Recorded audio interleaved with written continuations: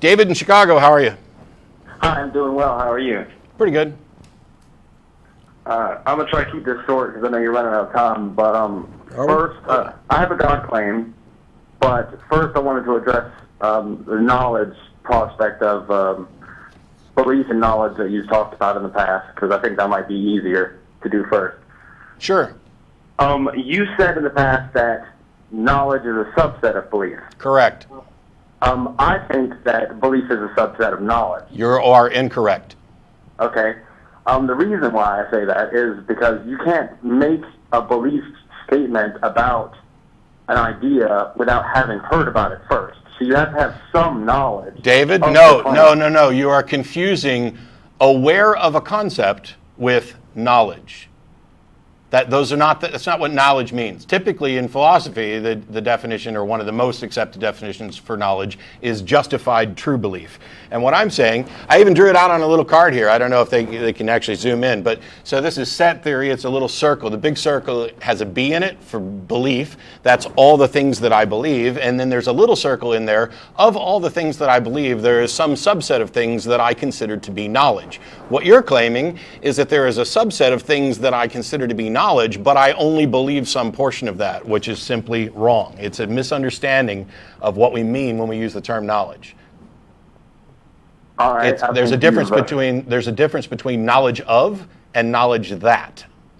Okay, so you could say, if you were using, I guess, sloppy language, you could say that it's both, like, you have to have knowledge of the claim, and then you can make a belief statement, and then make a knowledge-based statement after the belief. So, once again, you are you're confusing the subjects, basically. Can I just say, these terms have meaning within epistemology.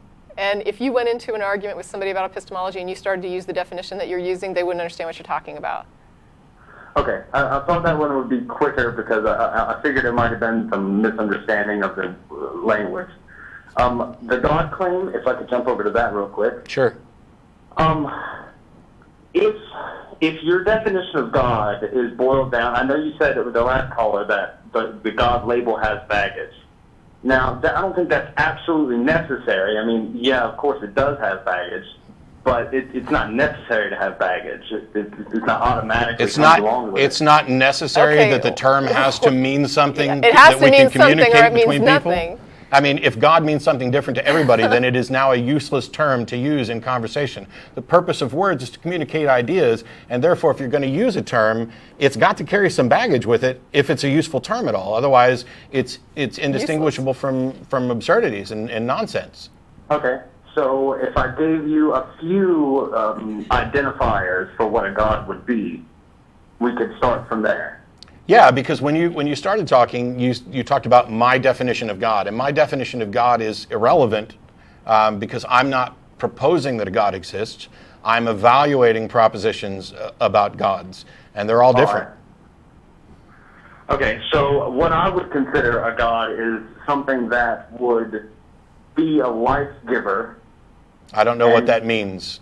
Like my mother was a life giver under some usage of that term, that you're being very vague.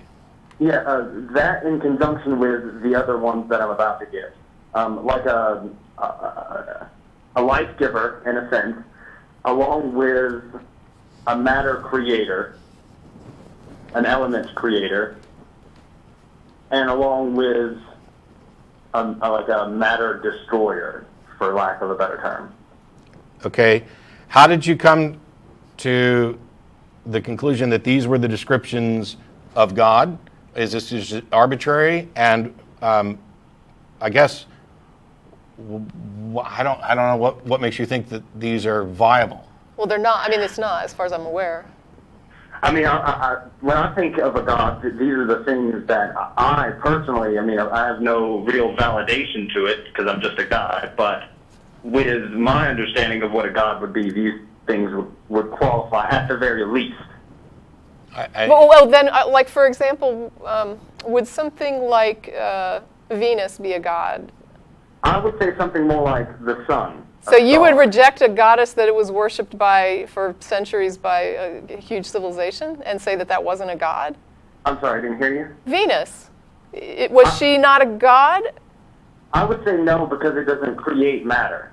But how? Or elements. So even though lots of people worshipped her, there were temples built to her. They believed she was supernatural and divine, and they prayed to her, and they believed she intervened in their lives, and that they would have considered her a goddess. And there's a crap ton of gods that fit descriptions very similar to that. But you're saying that you just reject that as a god?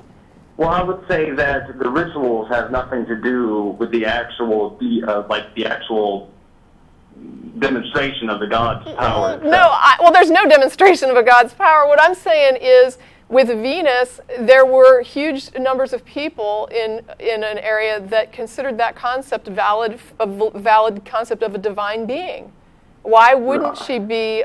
Why would they be? You're basically saying that they are wrong in their concept, and I'm having trouble understanding how we would determine that.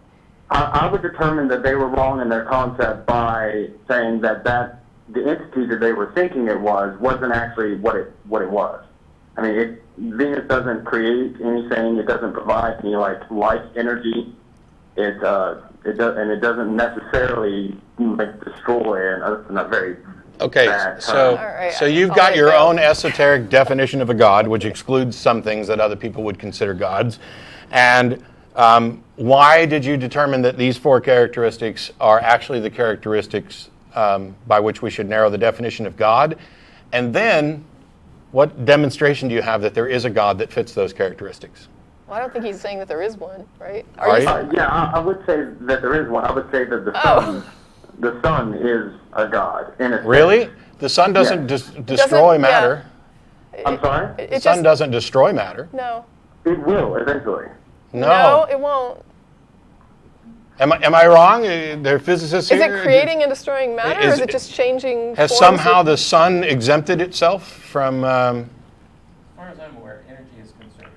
Energy is conserved is the answer we're getting, so that it's not created or destroyed. In that case, with the sun, it's conservation of matter kicks in. But in any case... Or energy, I guess, conservation of energy. In any case, you've pointed to the sun, that it's a life giver, a matter creator, a matter destroyer, an element creator. Okay, cool, I believe the sun exists. Why on earth should I consider it a god? You've basically removed all of the baggage and said that the sun now qualifies as a god. I definitely believe that the sun exists. I'm not convinced that I should consider it a god. You have simply redefined God in such a way that it excludes all of the traditional elements of a thinking agent. And it doesn't actually even include the sun. Yeah, well, no, I mean, with regard to the actual science, it doesn't include the sun, but let's assume that it did. Okay. I would argue the fact that what is the traditional claims about a god have to do. I mean, even say you just if you're saying that you start off with the premise of not knowing, like I asked you at the beginning of the call, do you believe, what type of God would you believe in? And you said no, you have to listen to the claim first. Yeah, you do. So if you started with a blank slate of not knowing what a God could be. It's not a blank slate. He said that there is some baggage that goes with it. He didn't say he starts with nothing. He said that the word does convey some traditional meaning that he understands, even though he doesn't accept. See, and I think, David, I have this terrible fear that, and I apologize, that you are getting ready to waste a colossal amount of our time by saying that you can define a God that we believe in and therefore we're not atheists.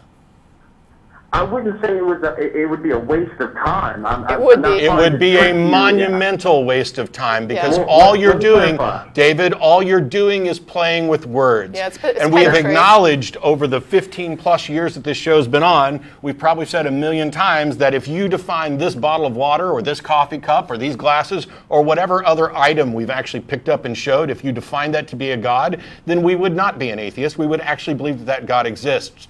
What I care about are what people believe and why, and what would change their mind. And when we talk about gods, I'm pretty sure that your definition of God doesn't match what almost any religion in the history of the universe has proposed as the limits of God. Now, I know that there are people who worshiped the sun and revered the sun, but not for the reasons you listed. Well, I think that it would fall under those broad characteristics, but I want to clarify that I'm not trying to play a game with you. I'm not trying to trick you into being a theist.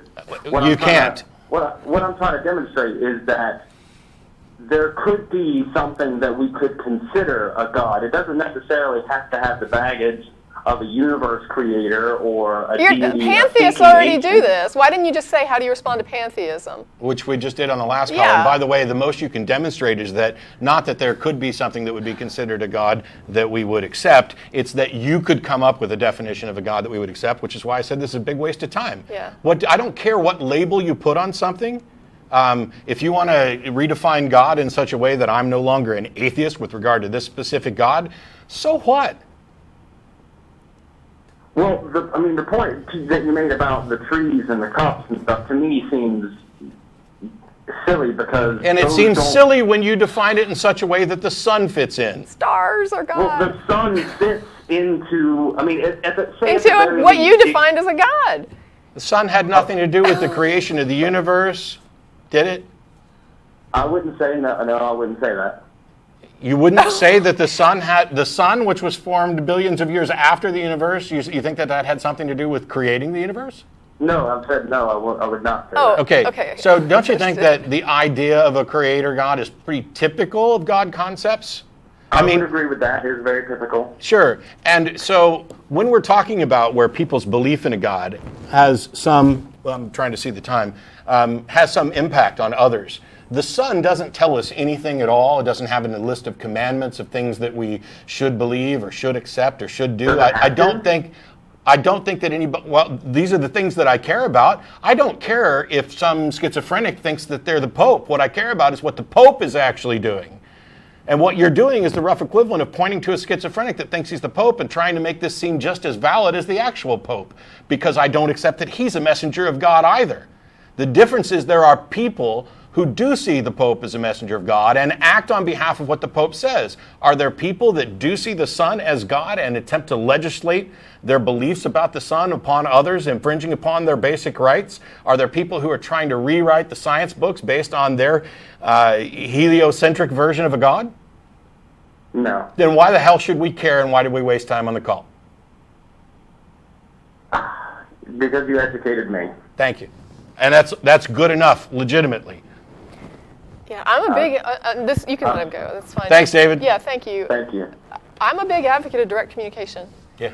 If you have a question you want to ask, if you have something you want to say or assert, just call up and blurt it out. Let's hear it, because you don't have to be clever. You don't have to try to come up with something. Just say what you mean. Just be direct and just communicate honestly and directly with us. And believe me, it'll work much better. It goes a lot quicker. Yeah. Yeah.